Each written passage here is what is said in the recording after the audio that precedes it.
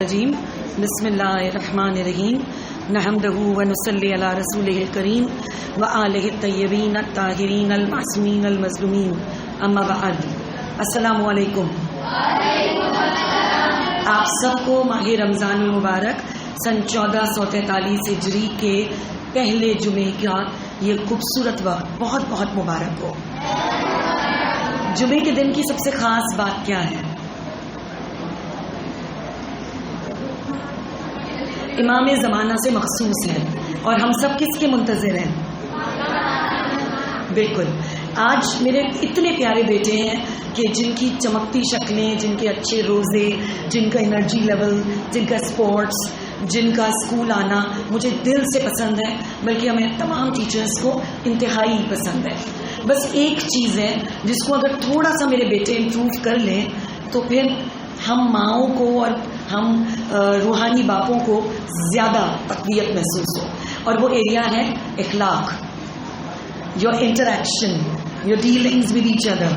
میرا دل چاہتا ہے چوتھے امام سید الساجدین زین العابدین حضرت علی بن الحسین علیہ السلام کے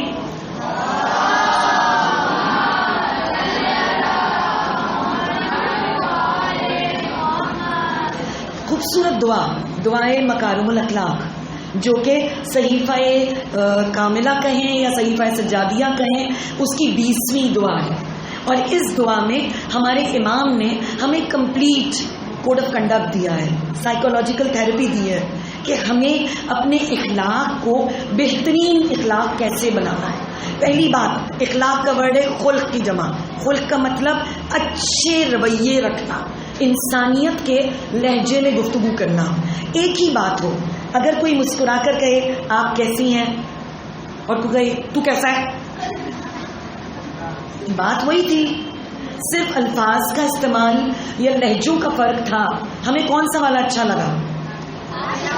بیٹا آپ کا ہاتھ کیوں اٹھا ہوا ہے، کچھ کہنا چاہ رہے ہیں؟ دعائے مکارم الاخلاق، اور یہ صحیفہ کاملہ صحیفہ سجادیہ کی 20ویں دعا ہے، اور اس دعا میں امام نے ہمیں سکھایا ہے کہ ہم کیسے دعا مانگیں، ٹھیک ہے؟ اور میں نے اس کو کیوں اپنے بچوں کے لیے تھوڑے سے ٹائم کے لیے ڈسکس کرنا پسند کیا، کیونکہ یہ وہ ایریا ہے جس میں اگر میرے بیٹے تھوڑے سے اوپر چلے جائیں، تو کیسا ہے کی جگہ آپ کیسے ہیں کہنے لگیں، ایک دوسرے کو رسپیکٹ دینے لگیں، اپنی ووکیبلری کو تھوڑا سا بہتر کریں، اپنے لہجے کو تھوڑا سا بہتر کریں، تو یاد رکھیے گا بیٹے ماؤں کی اسٹرینتھ ہوتے ہیں، اور کسی بھی ماں کے لیے اپنے بیٹے کو ڈانٹنے سے زیادہ تکلیف دہ کوئی کام نہیں ہوتا۔ لیکن مجھے آپ لوگوں کو اکثر ڈانٹنا پڑتا ہے، آپ کو ڈانٹنے سے پہلے میں خود کو ڈانٹتی ہوں کہ میں اپنے بیٹوں کو ڈانٹ رہی ہوں۔ مسئلہ کیا ہے؟ آپ کا یہ تھوڑا سا اخلاق ٹھیک کرنا ہے۔ ہم سب کس کا کلمہ پڑھتے ہیں؟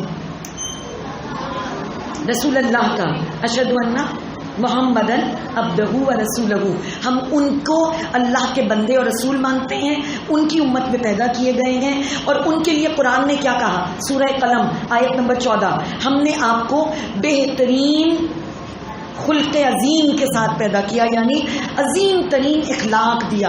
اور خود نبی کے کیا الفاظ ہیں کہ میں اس دنیا میں میری بعثت کا مقصد کیا ہے؟ مکارم الاخلاق کو مکمل کر دینا، یعنی رسول کے اپنے الفاظ ہیں۔ اب بڑے مزے کی بات ہے، رسول کہہ رہے ہیں میری بعثت کا مطلب مکارم الاخلاق کو تکمیل تک پہنچانا ہے، اور ان کے علی بیٹے ہمارے چوتھے امام مکارم الاخلاق ہی کی دعا کرتے نظر آ رہے ہیں۔ یعنی جو رسول والا اور امام والا ہے وہ صرف کبھی کبھی تمیز کے موڈ میں نہیں آتا، وہ مکارم الاخلاق تک پہنچتا ہے۔ اور اس کے بارے میں جو شرح لکھی گئی دعائے مکارم الاخلاق کی، اس میں علامہ ذیشان حیدر جوادی نے لکھا مکارم الاخلاق کا مطلب ہے بہترین اخلاق، یعنی سامنے والا برا کرے آپ تب بھی کچھ اچھا کریں۔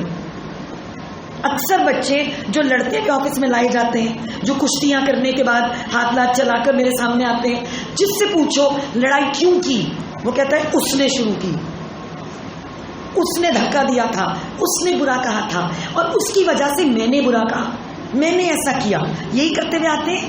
لیکن اس مکارم الاخلاق کو جب ہمارے نبی نے اور اماموں نے سمجھایا تو دعائے مکارم الاخلاق میں بھی یہ لکھا گیا اور اس کے علاوہ بھی بیان کیا گیا، سامنے والا برا کرے گا کیونکہ اس کے اندر برائی ہوگی، آپ اچھا کیجئے اگر آپ اچھے ہیں۔ میں اپنے کلاس 5 کے بچوں کے لیے اگزامپل کو سمپل کروں، اگر ایک باکس میں کچرا بھرا ہے اور ایک باکس میں پھول بھرے ہیں، کس میں سے کیسی اسمیل آئے گی؟ گاربیج کین میں سے خوشبو آ سکتی ہے اور بھرے ہوئے کھلے ہوئے پھولوں میں سے خوشبو آئے گی یا بدبو آئے گی؟ جس میں جیسی چیز ہوتی ہے ویسا ہی چیز چھلکتی ہے۔ یعنی اگر آپ کے اندر کچرا بھرا ہوگا تو منہ سے کچرا نکلے گا، اور اگر آپ کے اندر خوشبو بھری ہوگی تو منہ سے خوشبو نکلے گی، ہے ایسا؟ اور مومنین جو روزے رکھ کر درس سنتے ہوں، قرآن پڑھتے ہوں، فرش پہ بیٹھے ہوں، ابھی امام حسن کا جشن منائیں گے، بی بی خدیجہ کی وفات منائیں گے، مولا علی کے دن منائیں گے، ہم سب صلوات پڑھنے والے لوگ ہیں نا۔ دعائے مکارم الاخلاق میں ہمارے امام نے ہمارے اخلاق کو ٹاپ پہ پہنچانے کے لیے ایک بہت خوبصورت کام کیا۔ وہ کیا کام تھا؟ ہر پیراگراف سے پہلے دعائے مکارم الاخلاق کس سے شروع ہوتی ہے؟ صلوات سے۔ اللہ آپ سب کو موقع دے، کل پرسوں چھٹی ہے، آگے بہت ساری چھٹیاں ملیں گی، جو چاہتا ہے کہ ٹاپ آف کرٹسی پہ پہنچے، ہمبلنس پہ پہنچے، کیئر پہ پہنچے، وہ مکارم الاخلاق کو ترجمے سے پڑھے، اس کی شرح کو پڑھے۔ امام نے اتنا پیارا سمجھایا۔ سب سے پہلی چیز سارے معصومین نے بتایا ہے، آپ اپنی جو دعا قبول کروانا چاہتے ہیں اس کے پہلے اور بعد کیا کریں؟ صلوات پڑھیں۔ ماشاءاللہ میرے بیٹے بہت زبردست نالج رکھنے والے اور اچھے مدرسوں میں جانے والے بچے ہیں۔ ہر فورم پہ ٹاپ کیجئے گا، ہم اینول فنکشن میں آپ کو پھر سے سرٹیفکیٹس دیں گے انشاءاللہ فرسٹ پوزیشن لانے کے۔ تو صلوات پڑھنا ہماری بات میں وزن پیدا کرتا ہے، ہماری دعا کو قبول کرتا ہے، اور وہ مہینہ جو اللہ کا مہینہ ہو جس میں سب سے زیادہ دعائیں مانگی جاتی ہوں۔ ہر مہینے میں کچھ مخصوص اور کچھ عام دعائیں ہوتی ہیں۔ یہ وہ مہینہ ہے جس کے ہر دن کی دعا، ہر شب کی دعا، خاص دعائیں، عام دعائیں، ہر نماز کے بعد کی دعا، یعنی دعاؤں کی بہار کا مہینہ۔ تو اپنی ساری دعاؤں کی قبولیت کے لیے کیا کرنا ہے؟ آگے اور پیچھے صلوات پڑھنا ہے۔ اور دعائے مکارم الاخلاق میں اتنا خوبصورت کام کیا ہمارے امام نے، ہر پیراگراف سے پہلے صلوات پڑھی۔ اب صلوات کی ویلیوز کون ہے جو بیان کر سکے؟ ہر دعا 70 گنا اضافہ ہو جاتا ہے، وقت ہوتا ڈیٹیل میں پڑھتی، لیکن ہمارے 3 معصومین سے یہ پوچھا گیا کہ شہد کی مکھی جب پھولوں کا رس چوستی ہے وہ پھولوں کا رس کڑوا ہوتا ہے، اور اس پھولوں کے رس سے جب شہد بناتی ہے تو وہ کائنات کا سب سے میٹھا اوریجنل دوا اور غذا اور تحفہ پروردگار ہوتا ہے۔ کیا چیز ہے جو کڑوے پھولوں کے رس کو میٹھا ترین شہد بنا دیتی ہے؟ ہمارا ایڈیم یا ہمارے سملی ہوتی ہے نا، ایز سویٹ ایز ہنی، یعنی اس سے میٹھا کچھ نہیں ہے۔ اتنا میٹھا کیسے بنتے ہیں؟ تو مولا مشکل کشا نے بیان فرمایا، چونکہ شہد کی مکھی جب یہ پھولوں کا رس چنتی ہے، جمع کرتی ہے تو صلوات پڑھتی رہتی ہے، جب اسے اپنے ہنی کیوبز میں بند کرتی ہے تو صلوات پڑھتی رہتی ہے، اور جب تک اس کے شہد بننے کا انتظار کرتی ہے تو صلوات پڑھتی رہتی ہے۔ تو یہ صلوات کی شیرنی ہے کہ اس کا وہ کڑوا پھولوں کا رس میٹھا شہد بن جاتا ہے۔ تو ہم میں سے جو بھی اپنی بات کو میٹھا بنانا چاہتے ہیں، اپنے لہجے کو میٹھا بنانا چاہتے ہیں، اپنی دعاؤں کو قبول کرنا چاہتے ہیں، مکارم الاخلاق تک پہنچنا چاہتے ہیں، ان کے لیے کیا ضروری ہے؟ صلوات یقین سے پڑھیں، شوق سے پڑھیں، توجہ سے پڑھیں، ہر دعا سے پہلے پڑھیں۔ اور پھر جب مکارم الاخلاق شروع ہوتی ہے دعا تو اس کے بگننگ میں کیا ہوا؟ چوتھے امام نے، علی کے علی بیٹے نے اتنی خوبصورت بات کی ہے۔ کیا ارشاد فرماتے ہیں؟ درود بھیجتا ہوں محمد والے محمد پر، اور اللہ سے مانگتا ہوں ایسا ایمان جو کامل ایمان ہو، ایسا یقین جو بہترین یقین ہو، ایسی نیت جو اعلیٰ ترین نیت ہو، اور ایسا عمل جو کامل ترین عمل ہو۔ یعنی دعائے مکارم الاخلاق میں ہمارے چوتھے امام نے ہمیں کمپلیٹ ایک स्टेप बाय स्टेप सिलेबस दे दिया। किस चीज का?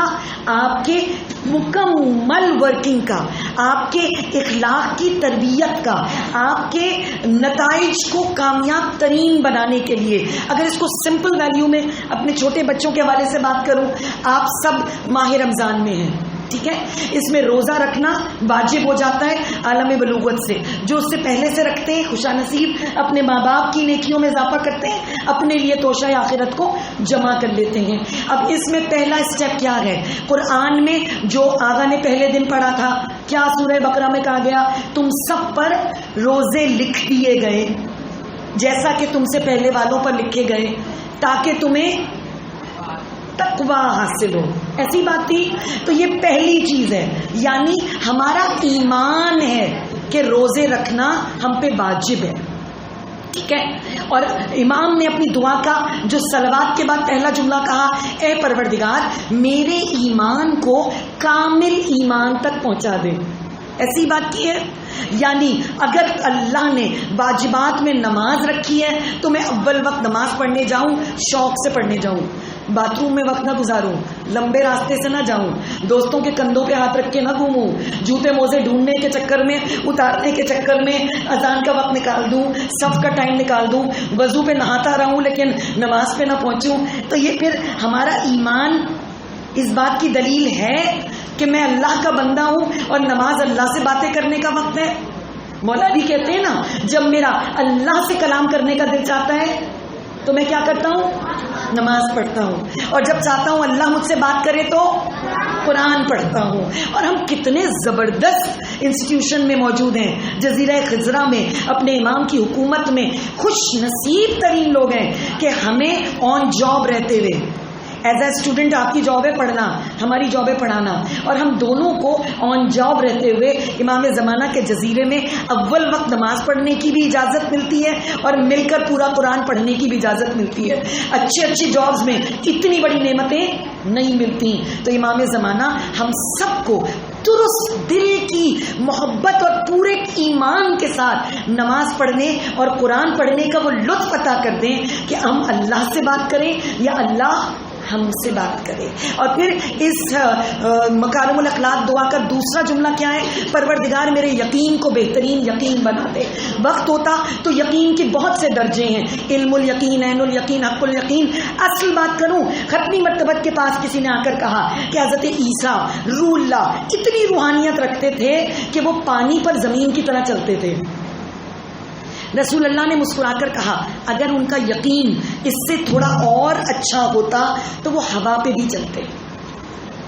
यानी यकीन के लेवल कहीं आकर रुकते नहीं हैं। खलीलुल्लाह अल्लाह का दोस्त बने, अल्लाह से कहते हैं मुझे मौत और जिंदगी पर यकीन तो है, मगर यकीन कामिल के लिए मुझे कोई मोजिज़ा चाहिए। सूरह बकरा में पूरी बात मौजूद है, वक्त होता डिटेल से करते कि अल्लाह ने हुक्म दिया, इब्राहिम 4 परिंदे लो, उनके सरों को अलग काट दो, उनके धड़ों को अलग करो, खाल उतारो, पर उतारो, गोश्त उतारो, हड्डी का कीमा बना दो, 4 पहाड़ों की चोटियों पर रख कर आओ, चोंच को पकड़ो और बुलाते जाओ परिंदे का नाम लेकर, और यकीन रखो जिसने पैदा किया है वो बाद में भी जिंदा करेगा, है ना। और यकीन कैसे कामिल हुआ?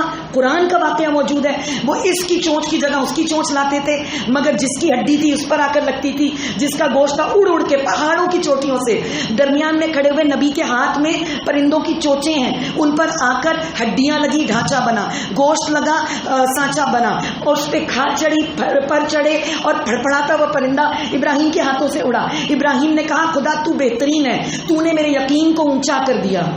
यह है खलीलुल्लाह का यकीन। और वलीउल्लाह का यकीन बताऊं, वो इरशाद फरमाते हैं, लिसानुल्लाह, मेरे सामने से कायनात के सारे पर्दे हटा दिए जाएं, तब भी मेरे इल्म में, मेरे यकीन में एक बाल बराबर फर्क नहीं आएगा।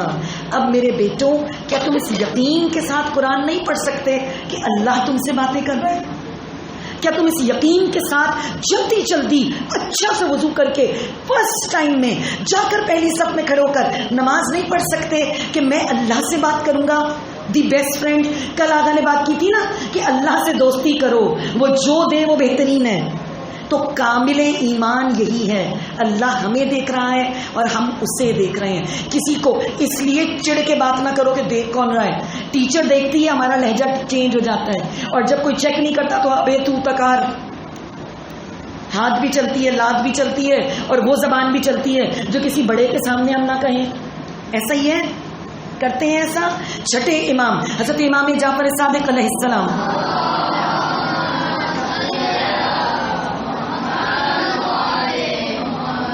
واجل فرجہم، ارشاد فرماتے ہیں آخری زمانے میں جو میرے قائم کا وقت دیکھے گا اس کے لیے لازم اور واجب ہے کہ وہ اس کا انتظار کرے. اور پوچھنے والے نے پوچھا مولا اس وقت والوں کے انتظار میں انہیں کرنا کیا ہوگا؟ کہا انہیں انتظار میں 2 کام کرنے ہیں. پہلا، اپنے ایمان کو درست کریں پرہیزگاری کے ذریعے. دوسرے، اپنے عمل کو درست کریں اچھے اخلاق کے ذریعے. چھٹے امام ارشاد فرماتے ہیں اگر مجھے اپنے آخری بیٹے کا زمانہ ملتا میں اس کی خدمت کرتا اور اس بات کو پسند کرتا، اور جس مومن کو آخری امام کا زمانہ ملے اس کے لیے ضروری ہے 2 کام کرنا. پہلا، تقوی اختیار کرے، دوسرا اپنا اخلاق درست کرے. اور پھر چھٹے امام کی مستند روایت پڑھ رہی ہوں، وہ کہتے ہیں اگر تم نے یہ 2 کام پوری شوق سے کیے، پہلا تقوی پرہیزگاری، جھوٹ نہ بولوں کیونکہ مجھے امام کا انتظار ہے، گالی نہ دوں کیونکہ مجھے امام کا انتظار ہے، چوری نہ کروں کیونکہ مجھے امام کا انتظار ہے، بدتمیزی نہ کروں کیونکہ مجھے امام کا انتظار ہے، مجھے غصہ آ رہا ہے میں غصے کو پی لوں، اخلاق درست رکھوں کیونکہ میرا امام مجھے دیکھ سکتا ہے. کیا ہوا مجھے نظر نہیں آتا، وہ مجھے دیکھ سکتے ہیں. ہم اس لیول کو، یہ مکارم الاخلاق دعا بھی ہمیں یہ سکھا رہی ہے. چھٹے امام کہتے ہیں اگر تم آخری زمانے میں زندہ رہے اور اپنے امام کے ظہور سے پہلے مر گئے اور تم نے یہ 2 کام اپنے امام کے انتظار میں کیے، پہلا پرہیزگاری، دوسرا اخلاق کو بہتر کرنا، تو میں جعفر صادق گواہی دیتا ہوں تمہارا مرتبہ ایسا ہوگا جیسے تم نے میرے آخری بیٹے کے زمانے کو پا لیا، اس کے ہم رکاب ہو کر جنگ کی اور اللہ کی راہ میں میرے آخری بیٹے کے سامنے اس کے حکم پر شہادت حاصل کر لی. کسی نے سوچا ہے کتنی خوش نصیبی ہو کہ ہم زندہ رہیں، اپنے امام کے سپاہی بنیں، اپنے امام کے لشکر میں اٹھائے جائیں، اپنے امام کے ساتھ جنگ کریں اور اپنے امام کی خوشنودی کے لیے شہید ہو جائیں. اس سے بڑا مرتبہ سوچ سکتے ہیں؟ نہیں. میرے سارے مومن بیٹے بیٹھے ہیں جزیرہ خضرا میں، امام والے شہزادے ہیں، بہترین قصیدہ اور مرثیہ اور ماتم کرنے والے میرے بیٹے ہیں. میرے بچوں، چھٹے امام کہتے ہیں تمہیں جو زمانہ ملے اگر تم اپنے تقوی اور اخلاق کو بہتر کر رہے ہو، میرا موجود بیٹا تمہیں دیکھ رہا ہے. اور یہی بات دعائے مکارم الاخلاق میں چوتھے امام کہہ رہے ہیں اپنی نیت کو درست کرو. یعنی مجھ پر روزہ واجب ہو گیا، میں نے رکھ لیا، مگر میری نیت کیا ہے؟ شربت پی لوں گا، تھوڑا سا کھانا دانت میں دبا لوں گا، دن بھر خوشبو آتی رہے گی، برش نہیں کروں گا، سوتا ہی رہوں گا، پوری رات سحری سے افطاری سے سحری تک کھیلوں گا، اور پھر کل پرسوں چھٹی ہے اور سحری سے افطاری سو جاؤں گا، سوتے میں روزہ پتہ نہیں چلے گا. ہماری نیت صحیح ہے روزے کی؟ نہیں. دعائے مکارم الاخلاق میں سلوات پڑھ کر علی کا علی بیٹا ہمیں سکھا رہا ہے اللہ سے مانگو ہمیں بہترین نیت کی توفیق عطا کرے. اور پھر چوتھی چیز کیا بتائیے؟ عمل کریں اس نیت پر.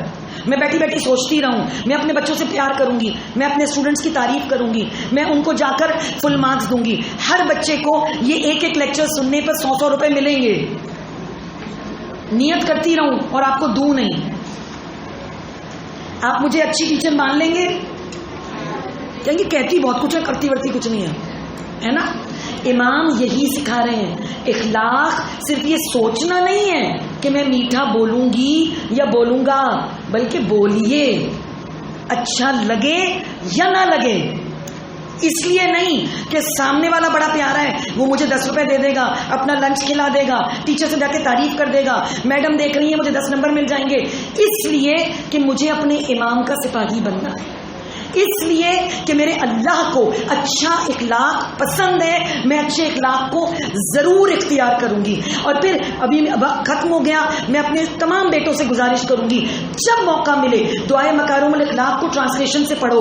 اس میں 19 دفعہ امام نے صلوات پڑھی ہے اور ہر صلوات کے بعد اتنی خوبصورت بات کی ہے، اے پروردگار تو مجھے عزت دے دے مگر مغرور نہ بنانا. اے پروردگار میرے دشمن کی مجھے عزت کرنے کے قابل کر دے اور اس کی دشمنی کو تو روک لے.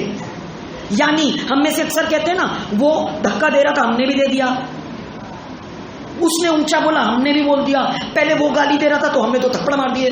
یعنی اس کی گالی دینے پہ ہمیں تھپڑ مارنے کا لائسنس مل گیا؟ نہیں.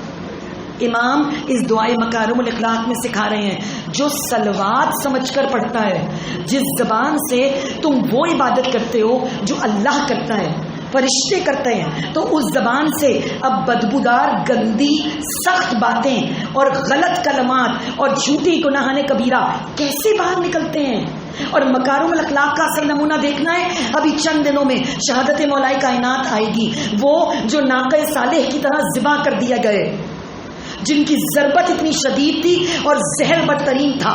مگر مکارم الاخلاق وہ ہے، ہمارا آپ تو چھوٹی چھوٹی باتوں پہ لڑتے ہیں، جس نے مولا علی کو قتل کر دیا ہو. امام ارشاد فرماتے ہیں اس کی رسیاں ڈھیلی کر دو، اسے جام شیریں پلا دو.